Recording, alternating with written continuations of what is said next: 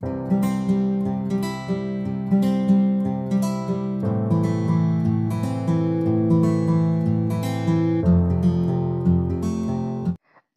বন্ধু বান্ধৱীসকল, জাগিতিলৈ আপোনালোকক স্বাগতম। আমি ক্ৰমাগতভাৱে ইণ্ডিয়ান হিষ্ট্ৰী পাৰ্টটো আলোচনা কৰি আছোঁ। বৰ্তমানলৈকে আমি পাই আহিছোঁ যে 1942 চনত ক্ৰিপছ মিছন আহিছিলে, যিখনৰ জৰিয়তে কোৱা হৈছিলে যে ভাৰতে দ্বিতীয় বিশ্বযুদ্ধত যদি অংশগ্ৰহণ কৰে বা দ্বিতীয় বিশ্বযুদ্ধত ব্ৰিটিছক সহায় কৰে, তেতিয়া দ্বিতীয় বিশ্বযুদ্ধ শেষ হ'ব, তাৰ পাছতেই ভাৰতক ডমিনিয়ন ষ্টেট বা সংবিধান সভা গঠন আৰু প্ৰাদেশিক স্বায়ত্ত শাসনৰ ব্যৱস্থা কৰি দিয়া হ'ব। সেই ক্ৰিপছ প্ৰস্তাৱখন আগষ্ট প্ৰস্তাৱৰ সৈতে একদম একে আছিলে আৰু যিখন প্ৰথম অৱস্থাতে ইয়াত মানি লোৱা হোৱা নাছিলে, আৰু তেনেকৈ ক্ৰিপছ মিছনকো ইয়াত মানি লোৱা নগ'লে। আৰু তাৰ পাছতেই কি হ'ল, ভাৰতত ভাৰত ত্যাগ আন্দোলনৰ আৰম্ভ হ'ল। ভাৰত ত্যাগ আন্দোলন আৰম্ভ হৈছিলে 1942 চনৰ 8 আগষ্টৰ পৰা। কৰিম কিম্বা মৰিম শ্লোগানটো দিছিলে মহাত্মা গান্ধীয়ে। ভাৰত ত্যাগ আন্দোলনৰ মূল উদ্দেশ্য আছিলে ব্ৰিটিছক ভাৰতৰ পৰা খেদি পঠিওৱা বা ভাৰতখনক সম্পূৰ্ণ স্বাধীন ৰাষ্ট্ৰ হিচাপে ঘোষণা কৰা। কিন্তু ব্ৰিটিছে 0 আৱাৰ্ছ নামৰ এটা অভিযান চলাইছিলে, যাৰ জৰিয়তে যিসকল নেতাই ভাৰত ত্যাগ আন্দোলনত নেতৃত্ব দিছিলে তেওঁলোকক ৰাতিৰ ভিতৰতে সকলোকে গ্ৰেপ্তাৰ কৰা হ'ল আৰু ৰাখি দিলে। ফলত নেতৃত্বৰ অভাৱ হৈ গ'ল আৰু তেনেকৈ থাকি 1945 চনত ভাৰত ত্যাগ আন্দোলনৰ সম্পূৰ্ণৰূপে সমাপ্ত হয়। আৰু যেতিয়া ভাৰত ত্যাগ আন্দোলনৰ শেষ হৈছিল বা 1945 চনৰ সময়খিনিত অন্য এখন যোজনা আহিছিলে আৰু সেইখন আনিছিলে লৰ্ড বেভেলে। আৰু লৰ্ড বেভেলৰ সেই পৰিকল্পনাখনক বেভেল পৰিকল্পনা বা চিমলা সন্মিলন বুলি কোৱা হয়। চিমলা সন্মিলন বুলি এইকাৰণে কোৱা হয়, সেইখন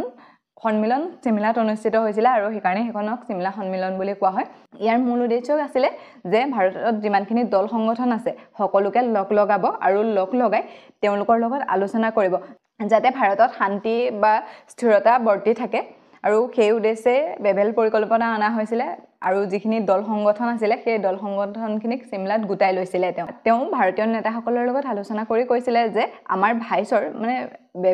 লৰ্ড বেভেল এজন ভাইচৰ আছিলে ন, সেই ভাইচৰৰ যিখন সমিতি থাকে তাত 14জন সদস্য থাকে। সেই 14জন সদস্যৰে 2জন ইংৰাজৰ থাকিব আৰু সেইকেইজন, এজন হ'ব গভৰ্ণৰ আৰু বাকী ইজন হ'ব সচিব। সেই গভৰ্ণৰ আৰু সচিব ইংৰাজৰ ফালৰ পৰা থাকিব আৰু বাকী যে 12জন থাকিব সেই 12জন ভাৰতীয় থাকিব।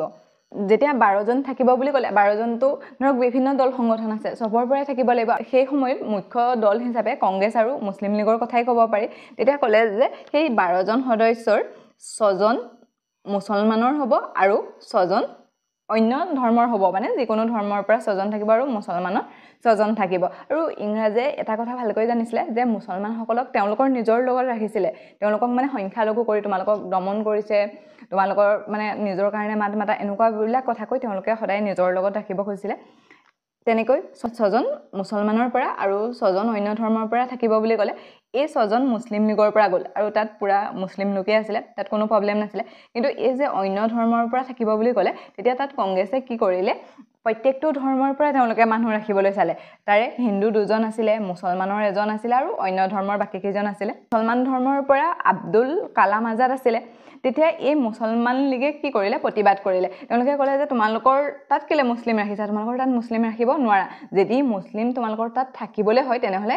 তেওঁ মানে এই মুছলিম লীগৰ পৰাই যোৱা হ'ব লাগিব। আৰু সেইটো লৈ প্ৰতিবাদ হ'ল, সেইটো লৈ চিঞৰ বাখৰ হ'ল। মানে এনেকুৱা হ'ল যে তোমালোকেনো আমাৰ ইয়াত মুছলিম 6জন ৰাখিব বুলি কৈছে, তোমালোকে আকৌ কেনেকৈ মুছলিম ৰাখিবলৈ সুবিধা পালা? যদি মুছলিম থাকিবলৈ হয় তেনেহ'লে মুছলিম লীগৰ পৰাই থাকিব লাগিব। আৰু সেই লৈ চিঞৰ বাখৰ হ'লত বেভেল যোজনা বা চিমলা সন্মিলনৰ কোনো কামত নাহিলে। শেষত তেওঁলোকৰ মাজত মনোমালিন্য হৈ চিমলা সন্মিলন শেষ হ'ল। আৰু এতিয়ালৈকে আমি কৈ আছোঁ যে অল ইণ্ডিয়া মুছলিম লীগ, অল ইণ্ডিয়া মুছলিম লীগ। আমি এতিয়ালৈকে এটা কথাই গম পাইছোঁ, 1906 চনত মুছলিম লীগৰ গঠন হৈছিলে, কিন্তু আমি মুছলিম লীগৰ বিষয়ে ডিটেইলছত পতা নাই। এতিয়া সেই মুছলিম লীগৰ বিষয়ে অলপ চাই লওঁ, নহ'লে মানে এনেকৈ কৈ থাকিলে মুছলিম লীগ তেওঁলোকেনো কি কৰিছিলে, আমাৰ মনত তেনেকুৱা এটা প্ৰশ্ন আহিব পাৰে ন। ঠিক আছে, এতিয়া আমি অল ইণ্ডিয়া মুছলিম লীগৰ বিষয়ে অলপ চাই লওঁ। প্ৰথম অকণমান আগৰ পৰা চাওঁ হা।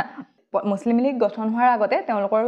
অন্য এটা সংগঠন আছিলে, যিটোক অল ইণ্ডিয়া মহম্মদান এডুকেশ্যন কনফাৰেন্স বুলি কোৱা হয়। তাত প্ৰত্যেক বছৰে হৈ থাকে আৰু তাত তেওঁলোকে ধৰণৰ ৰাজনৈতিক কথা আলোচনা কৰা নাছিলে। আৰু তাত তেওঁলোকে আলোচনা কৰে সমাজত কি সমস্যা আছে, তেওঁলোকে কি কাম কৰিব লাগে, সমাজৰ গতিবিধি কেনেকুৱা চলি আছে, সেইবিলাক আলোচনা কৰে। আৰু তেওঁলোকৰ ৰাজনীতিৰ কথা আলোচনা কৰাটো তেওঁলোকৰ নীতি নাছিল। 1906 চনৰ যিখন ঢাকাত সন্মিলন হৈছিলে, সেই ঢাকাৰ সন্মিলনখনত সভাপতিত্ব কৰিছিলে নবাব ছালিমুল্লাহ খানে। আৰু সেই সন্মিলনখনতে কি হ'ল সকলো নীতি নিয়ম যিখিনি তেওঁলোকৰ নীতি আছিলে যে ৰাজনীতিৰ কথা আলোচনা নহ'ব সেইবোৰ ভংগ কৰি ৰাজনীতিৰ কথা আলোচনা হ'ল আৰু তাতেই তেওঁলোকে ক'লে যে মুছলমানসকলৰ স্বাৰ্থ ৰক্ষাৰ বাবে এটা সংগঠনৰ প্ৰয়োজন আৰু সেই উদ্দেশ্য কৰি অল ইণ্ডিয়া মুছলিম লীগৰ জন্ম হ'ল প্ৰথম অৱস্থাত ইয়াত মানে কি নাম দিব কি কৰিব তেওঁলোকৰ মাজত কনফিউজ আছিলে আৰু শেষত তেওঁলোকে নাম দিলে অল ইণ্ডিয়া মুছলিম লীগ আৰু আগা খানক মুছলিম লীগৰ স্থায়ী সভাপতি পতা হ'ল সেই দিনটো আছিলে 30 ডিচেম্বৰ 1906 চন সেই দিনটোতেই মুছলিম লীগৰ জন্ম হৈছিলে মুছলিম লীগৰ ঢাকাত জন্ম হৈছিলে কিন্তু তেওঁলোকৰ হেডকোৱাৰ্টাৰ আছিলে লক্ষ্ণৌ প্ৰথমতে আলিগড়ত তেওঁলোকৰ হেডকোৱাৰ্টাৰ পতা হ'ব বুলি কৈছিলে কিন্তু পাছত তেওঁলোকৰ লক্ষ্ণৌত পাতিছিলে আৰু স্থায়ী সভাপতি আছিলে প্ৰথম আগা খান আৰু সেই সন্মিলনখনৰ সভাপতিত্ব কৰিছিলে নবাব চালিমুল্লাহ খানে সেইকেইটা মনত ৰাখিব আপোনালোকে প্ৰথম অৱস্থাত মুছলিম লীগৰ উদ্দেশ্যবিলাক এনেকুৱা আছিলে যে ব্ৰিটিছৰ বিৰুদ্ধে আমি মাত মতাটো ভাল হোৱা নাই ব্ৰিটিছে আমাৰ মানে ভালৰ কাৰণে কাম কৰি আছে প্ৰথম অৱস্থাত কংগ্ৰেছ আৰু মুছলিম লীগে সকলোৱেতো ব্ৰিটিছৰ বিৰুদ্ধে মাত মাতিছিলে ন তেতিয়া তেওঁলোকে কৈছিলে যে আমি ব্ৰিটিছৰ বিৰুদ্ধে মাত মতাটো ভাল হোৱা নাই বা ব্ৰিটিছক খেদাবৰ বাবে যিসকল মুছলমান লোকে কাম কৰি আছে সেইসকলে সেই কাম কৰিব নালাগে ব্ৰিটিছে আমাক সহায় কৰিব এক কথাত মানে ক'বলৈ গ'লে ব্ৰিটিছসকল আমাৰ শত্ৰু নহয় আৰু তেওঁলোকৰ অন্য এটা উদ্দেশ্য আছিলে মুছলমানৰ ৰাজনৈতিক অধিকাৰ প্ৰদান কৰা যাতে তেওঁলোকে ৰাজনৈতিক অধিকাৰৰ জৰিয়তে তেওঁলোকৰ যিখিনি সমস্যা আছে সেই সমস্যাখিনি ব্ৰিটিছ চৰকাৰৰ আগত অৱগত কৰিব পাৰে আৰু সকলোতকৈ সেই সময়ৰ ডাঙৰ উদ্দেশ্যটো আছিলে তেওঁলোকে অকল ব্ৰিটিছৰ লগতে শত্ৰু নহয় মানে কোনো ধৰণৰ সংগঠন বা জাতি ধৰ্ম কাৰো লগত তেওঁলোকৰ শত্ৰুতা ৰখা নাছিলে আমি সকলোৱে নিশ্চয় গম পাওঁ 1909 চনত মিণ্টো মৰলে বিলখন আহিছিলে আৰু সেই বিলখনৰ অনুসৰি পৃথক নিৰ্বাচন অৰ্থাৎ হিন্দুসকলৰ মুছলমানসকলে পৃথক নিৰ্বাচনত অংশগ্ৰহণ কৰিব পাৰিব বুলি কৈছিলে সেইকাৰণে মিণ্টো দ্বিতীয়ক ভাৰতৰ সাম্প্ৰদায়িকতাবাদৰ জনক বুলি কোৱা হয় সেই সময়তে মিণ্টোৱে কৈছিলে আমি এনেকুৱা এজোপা 20 গছৰ পুলি ৰুইছোঁ সেইজোপা আজি নহয় কাইলৈ ডাঙৰ হ'ব আৰু সেইতে পিছলৈ গৈ পাকিস্তানৰ ৰূপ ল'লেগৈ আমি পাই আহিছোঁ ন 1931 চনত যেতিয়া দ্বিতীয় ঘূৰণীয়া মেচমেল হৈছিলে তাতে মহাত্মা গান্ধীয়ে অংশগ্ৰহণ কৰিছিল বি.আৰ. আম্বেদকাৰে অংশগ্ৰহণ কৰিছিলে তাতো ইংৰাজসকলে উল্লেখ কৰিছিলে যে আমি সাম্প্ৰদায়িকতাবাদৰ ভিত্তিত যিসকল নিম্ন জাতিৰ লোক আছে তেওঁলোকৰ কাৰণে পৃথক জেগাৰ পৰা পৃথক নিৰ্বাচন কৰিব লাগে কিন্তু মহাত্মা গান্ধীয়ে তাৰ বিৰোধিতা কৰি তাৰ পৰা গুচি আহিছিলে তেওঁ জানিছিলে যদি কোনোবা এটা নিৰ্দিষ্ট জেগাৰ পৰা পৃথক নিৰ্বাচন কৰিবলৈ দিয়া হয় তেতিয়া জেগাটোৰ প্ৰতি তেওঁলোকৰ বেছি ভাল পোৱা হ'ব বা সেই জেগাটোৰ কাৰণে তেওঁলোকে কাম কৰিব আৰু শেষত এখন পৃথক ৰাষ্ট্ৰ গঠন হ'ব ঠিক তেনেকুৱাই হ'ল 1909 চনত অৱশ্যে মহাত্মা গান্ধী ভাৰতত নাছিলে বা মহাত্মা গান্ধী ভাৰতলৈ আহিছিলে 1915 চনত আৰু তাৰ পাছৰ পৰাহে তেওঁ ভাৰতৰ ৰাজনীতিত সক্ৰিয়ভাৱে অংশগ্ৰহণ কৰিছিলে তেনেকৈ থাকি 1916 চন আহিলে 1916 চনত যিখন কংগ্ৰেছৰ অধিৱেশন হৈছিলে লক্ষ্ণৌত সেই অধিৱেশনখনত এনি বেচান্ত আৰু বাল গংগাধৰ তিলকে নৰম দল গৰম দল আৰু মুছলিম লীগক লগ লগাইছিলে আমি পাই আহিছোঁ ন মুছলিম লীগৰ কথা ব্ৰিটিছ চৰকাৰে শুনা নাছিলে কংগ্ৰেছৰ কথা ইংৰাজ চৰকাৰে শুনিছিলে সেইকাৰণে তিনিটা সংগঠন লগ লগাই পেলাইছিলে আৰু লগ লগাই এটা মানে বৃহৎ সংগঠন হিচাপে গঠন কৰিব কৈছিলে আৰু যিখন মহাত্মা গান্ধীৰ প্ৰথম অধিৱেশন আছিলে কংগ্ৰেছৰ তেওঁ 15 চনত আহি 16 চনত তাত অংশগ্ৰহণ কৰিছিলে আৰু তেওঁলোকক লগ লগোৱাৰ মূল উদ্দেশ্য আছিলে যে মুছলমানসকলক পৃথক নিৰ্বাচন দিব আৰু তেনেকৈ তেওঁলোকক লগ লগোৱা হ'ল তেতিয়ালৈকে কোনো প্ৰব্লেমো নাছিলে আৰু 1929 চন আছিলে যেতিয়া জৱাহৰলাল নেহৰুৱে পূৰ্ণ স্বৰাজৰ কথা কৈছিলে তেতিয়ালৈকে মুছলিম লীগে কংগ্ৰেছক সমৰ্থন কৰি আছিলে কিন্তু 1935 চনৰ ভাৰত শাসন অধিনিয়ম আহিলে ভাৰত শাসন অধিনিয়ম অনুসৰি নিৰ্বাচন অনুষ্ঠিত হ'ল 1937 চনত নিৰ্বাচন অনুষ্ঠিত হ'ল আৰু সেই নিৰ্বাচনত কংগ্ৰেছ আৰু মুছলিম লীগে অংশগ্ৰহণ কৰিছিলে 10খন জেগাৰ পৰা তাৰে 8খনত কংগ্ৰেছ জিকিলে আৰু 2খনত মুছলিম লীগ জিকিলে তেতিয়া মানে মুছলিম লীগে তেওঁলোকৰ স্বাৰ্থটো পূৰ নহ'লে ন 2খন আসনতহে তেওঁলোক পালে তেওঁলোক হাৰিলে আৰু তাৰ পাছৰ পৰাই তেওঁলোকৰ মাজত মনোমালিন্য ঘটিবলৈ ল'লে আৰু যেতিয়া 1939 চন হ'ল 1939 চনত দ্বিতীয় বিশ্বযুদ্ধ ষ্টাৰ্ট হ'ল আৰু ইংৰাজে ক'লে যে ভাৰতৰ 3 লাখ সৈনিকে ইংৰাজৰ হৈ যুদ্ধ কৰিব আৰু সেইটো কাৰো পাৰমিশ্যন নলোৱাকৈ তেওঁলোকে কৈ দিছিলে যে 3 লাখ সৈনিকে আমাৰ হৈ যুদ্ধ কৰিব তেতিয়া কি কৰিলে কংগ্ৰেছৰ যি 8জনে পাইছিলে সেই 8জন নেতাই পদত্যাগ কৰি দিলে আৰু সেই দিনটো আছিলে 22 ডিচেম্বৰ 1939 চন আৰু সেই দিনাই মুছলিম লীগে তেওঁলোকৰ মুক্তি দিৱস পালন কৰিছিলে তেওঁলোকে মানে এইটো ভাল পাইছিলে যে তেতিয়ালৈ কংগ্ৰেছৰ লগত তেওঁলোকৰ শত্ৰুতা হৈ গ'ল ভাবিছে যে কংগ্ৰেছে যেতিয়া ত্যাগ কৰিছে এতিয়া আমাৰ দিন আহিব নিজকে সক্ৰিয়ভাৱে অংশগ্ৰহণ কৰিব পাৰিম সেইকাৰণে তেওঁলোকে সেইদিনাখন মুক্তি দিৱস পালন কৰিছিলে তাৰপাছতেই 1940 চনত লাহোৰৰ অধিৱেশন হৈছিলে এখন কংগ্ৰেছৰ অধিৱেশন নহয় দেই সেইখন মুছলিম লীগৰ অধিৱেশন হৈছিলে 1940 চনত তাত অধ্যক্ষতা কৰিছিলে আলী জিন্নাই যিজনে 1913 চনত মুছলিম লীগত সোমাইছিলে আৰু তেওঁই মূল নেতা আছিল আৰু তেওঁৰ অধীনতেই পাকিস্তান হৈছিলে সেই অধিৱেশনখনত মহম্মদ জিন্নাই প্ৰথমবাৰৰ বাবে পৃথক ৰাষ্ট্ৰৰ কথা উল্লেখ কৰিছিলে মনত ৰাখিব 1940 চনৰ যিখন লাহোৰৰ অধিৱেশন হৈছিলে মুছলিম লীগৰ যিখন অধিৱেশন হৈছিলে তাতেই মহম্মদ জিন্নাই পৃথক ৰাষ্ট্ৰৰ কথা কৈছিলে আৰু হেতু তেওঁ নিজে কোৱা নাছিলে তেওঁক আইডিয়াটো দিছিলে আলাম ইকবাল নামৰ এজনে আৰু যিজনে লিখিছিলে সাৰে জাহাঁ সে আচ্ছা হিন্দুস্তান হামাৰা সক প্ৰথমতে তেওঁ হিন্দুস্তান বা ভাৰতখনৰ প্ৰতি কিমান ধুনিয়াকে লিখিছিলে এজন কবি আছিলে তেওঁ ভাৰতৰ হৈ কাম কৰিছিলে কিন্তু সেইজনেই আইডিয়াটো দিছিলে মহম্মদ জিন্না যে আমাক এখন পৃথক দেশ লাগে য'ত আমাৰ নিজৰ সপোনবোৰ বাস্তৱায়িত কৰিব পৰা যাব আৰু সেই অনুসৰি তাত মহম্মদ জিন্নাই সেই কথাটো স্থাপন কৰিছিলে আৰু ইজন কোন আছিলে আলাম ইকবাল আৰু তেওঁ লিখিছিলে সাৰে জাহাঁ সে আচ্ছা হিন্দুস্তান হামাৰা তেনেকে হৈ গ'ল তাত আলোচনা হৈ গ'ল কিন্তু কোনখিনি জায়গা মুছলমান সকলে ল'ব বা কোনখিনি জায়গা পাকিস্তান হ'ব সেই কথাটো চিন্তা হ'ল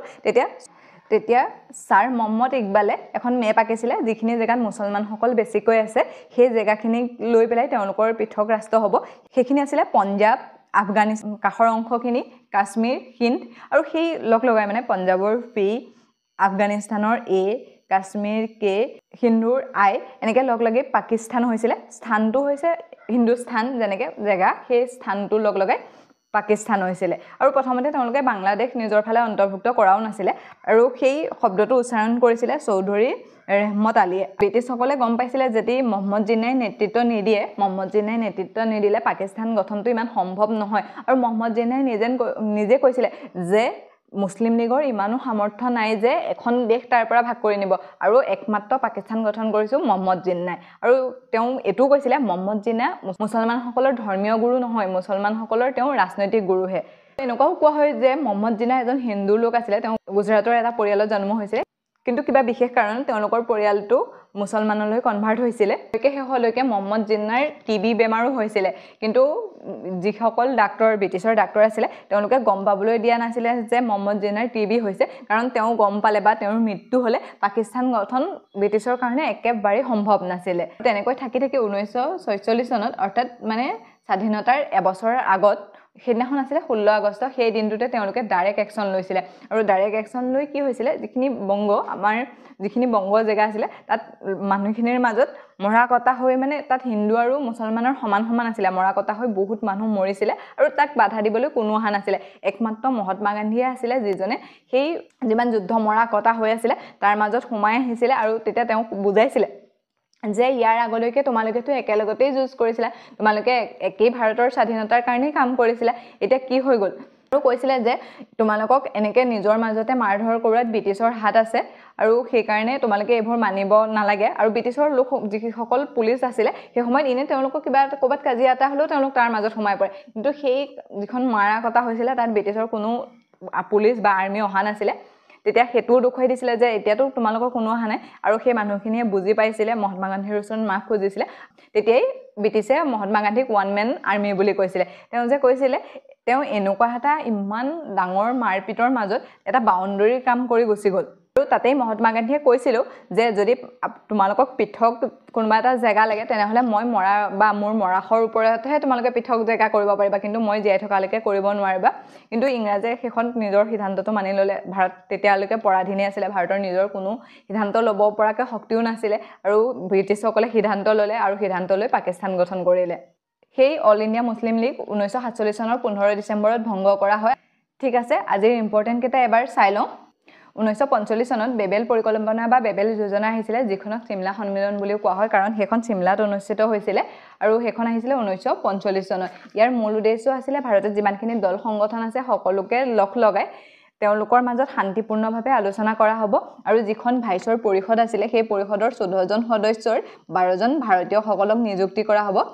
বাকি দুজন সচিব আৰু গভৰ্ণৰ থাকিব সেই দুজন ব্ৰিটিছৰ ফালৰ পৰা হ'ব বা ইংলেণ্ডৰ পৰা থাকিব কিন্তু এই 12 জনৰ 6 জন মুছলমান সকলৰ হ'ব আৰু 6 জন অন্য ধৰ্মৰ হ'ব এই 6 জন মুছলিম লীগে তেওঁলোকৰ পৰা নিৰ্বাচন কৰি দিলে কিন্তু যিসকল কংগ্ৰেছে নিৰ্বাচন কৰিব বিচাৰিছিলে তাৰে এজন মুছলমানক ৰখা হৈছিল তেওঁ হৈছে আব্দুল কালাম আজাদ আৰু আব্দুল কালাম আজাদক তেওঁলোকে ৰখাৰ কাৰণে মুছলিম লীগে তাত চিঞৰ-বাখৰ কৰিলে আৰু বেবেল পৰিকল্পনা সম্পূৰ্ণৰূপে সেইখিনিত সমাপ্ত হৈ গ'ল এতিয়া চাওঁ অল ইণ্ডিয়া মুছলিম লীগ গঠন হৈছিল 1906 চনৰ 30 ডিচেম্বৰত ঢাকাত সেই সন্মিলনখনৰ সভাপতিত্ব কৰিছিল নবাব ছালিমুল্লাহ খানে আৰু অল ইণ্ডিয়া মুছলিম লীগৰ স্থায়ী সভাপতি হিচাপে আগা খানক নিযুক্তি দিয়া হৈছিলে তেওঁলোকৰ হেডকোৱাৰ্টাৰ আছিলে লক্ষ্ণৌত প্ৰথমতে আলিগড়ত পতা কথা আছিলে কিন্তু পাছলৈ তেওঁলোকে লক্ষ্ণৌলৈ লৈ গৈছিলে 1913 চনত মহম্মদ আলী জিন্নাই ইয়াত যোগদান কৰে আৰু তেওঁই মূল লিডাৰ হিচাপে কাম কৰিছিলে 1940 চনৰ যিখন মুছলিম লীগৰ লাহোৰৰ অধিৱেশন হৈছিলে সেই লাহোৰৰ অধিৱেশনত পোনপ্ৰথমবাৰৰ বাবে পৃথক ৰাষ্ট্ৰৰ কথা তেওঁলোকে উল্লেখ কৰিছিলে সেই আইডিয়াটো দিছিলে আলমা ইকবালে যিজনে লিখিছিলে সাৰে জাহাজ সে আছে হিন্দুস্তান হামাৰা গীতটি আৰু তেওঁই পাকিস্তান গঠনৰ আইডিয়া দিছিলে আৰু মোহাম্মদ জিন্নাই তাক উপস্থাপন কৰিছিলে মুছলমানৰ সংখ্যাগৰিষ্ঠ থকা জায়গা অৰ্থাৎ পঞ্জাব আফগানিস্তান কাশ্মীৰ হিন্দ সেই অংশখিনি লৈ পাকিস্তান নাম দিছিলে চৌধুৰী ৰেহমত আলীয়ে আৰু তাৰ পাছতেই পাকিস্তান গঠনৰ ওপৰত তেওঁলোকে কাম কৰিছিলে 1947 চনৰ 15 ডিসেম্বৰ দিনা অল ইণ্ডিয়া মুছলিম লীগৰ ভংগ হয় ঠিক আছে আজিলৈ ইমানতে এৰিছো অন্য এটা ভিডিঅ লগ পোৱাৰ প্ৰতিশ্ৰুতিৰে